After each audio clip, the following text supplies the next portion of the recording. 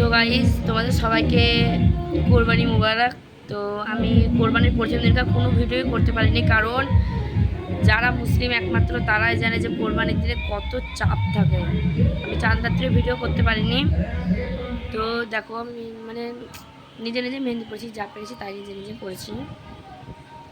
তো আজকে কোরবানির দ্বিতীয় দিন আমরা মানে নিজেরা বক্স এনে নিজেরা রেখেছি, বক্স এনে সবাই মিলে পয়সা দিয়ে। তো এই বক্সটা নিচে বাজছে, তার জন্য ওটা ভিডিও করা হচ্ছে না, কারণ যা আওয়াজ ভিডিও করাই যাবে না। তো আজকে যাবো হচ্ছে পাপ্পু ধাবা। তো চলো রেডি হই। আমার মেয়েকে নিয়ে যাবো না, কারণ অনেক দূরের রাস্তা গাড়িতে করে। আমার মেয়ে জামা দেখো, দেখো প্যান্ট আর দেখাচ্ছি, আর এই যে এটা জামা। এটা ও দাদিকে দিয়ে আসবো, দাদির কাছেও আছে, এখন নিয়ে গেছে দাদি। তো এটা দিয়ে দেবো, দিয়ে দিয়ে দিয়ে ও জামা ওখানে পরে দেবে। তারপর আমরা যাবো হচ্ছে পাপ্পু ধাবা। তো চলো, আমি দেখো কিছুই মানে পরিনি, কানের টানের কিছু, যা গরম কিছু পরতে ভালো লাগছে, তার মধ্যে মাংস রাঁধতে রাঁধতে তো অবস্থা খারাপ। তো চলো, আর কী কী শাস্তি, আমি জাস্ট একটা প্লেন চুড়িদার পরবো পিঙ্ক কালারের, মেয়ের আমার একই কালার, সাদা আর পিঙ্ক। তো আজকে মেয়ে একই পরবো। তো চলো যাই, যে তাড়াতাড়ি রেডি হই, দেরি হয়ে গেছে, পাপ্পু ধাবা যেতে গিয়ে আবার অনেক দেরি লাগবে। তো চলো তাড়াতাড়ি। তো গাইজ আমি রেডি হয়ে গিয়েছি, আর এবার যাব হচ্ছে তোমার পাপ্পু ধাবা, কারণ এখান থেকে তাড়াতাড়ি বেরোতে হয়, কারণ অনেকটা দূর, তো তার জন্যে। তো আমার বর নিচে দাঁড়িয়ে আছে আর আমি বেরিয়ে পড়েছি।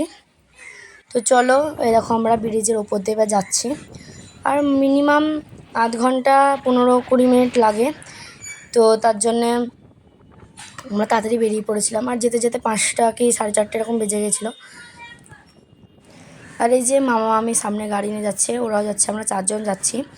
এর আগের বারেও গিয়েছিলাম, তো এর আগের মঙ্গলবারেও গিয়েছিলাম। তো এর আগের মঙ্গলবারে আমি আর আমার বর একা গিয়েছিলাম, তো এবার ওরাও যাচ্ছে। আর আমরা চলে এসেছি পাপ্পু ধাবা, আর আমরা এখানে বসে আছি, এখন অর্ডার দেবো কী খাবো না খাবো তার জন্যে। তো চলো মেনুটা দেখে অর্ডার দিই কী খাবো, কারণ মানে কোরবানিতে বুঝতে পারছো বক্স চলে, তো জোরে জোরে কথা বলে আর আমার একটুতে গলা বসে যায়।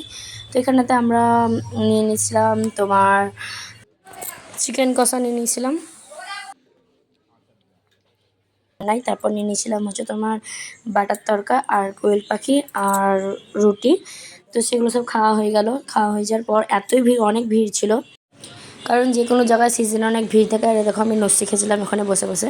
তো আমাদের খাওয়া দাওয়া পুরো কমপ্লিট। এসি থেকে বেরিয়ে তো মনে হচ্ছে গোটা গ্যাসে আগুন জ্বলছে, এতই গরম বাইরে। আর আমার মুখের অবস্থা তো পুরো খারাপ হয়ে গিয়েছিল, কারণ মেকআপ করে 2 দিন ধরে আমার মেকআপ একদমই শ্যুট করে না। তো আমরা বেরিয়ে পড়লাম বাড়ির উদ্দেশ্যে।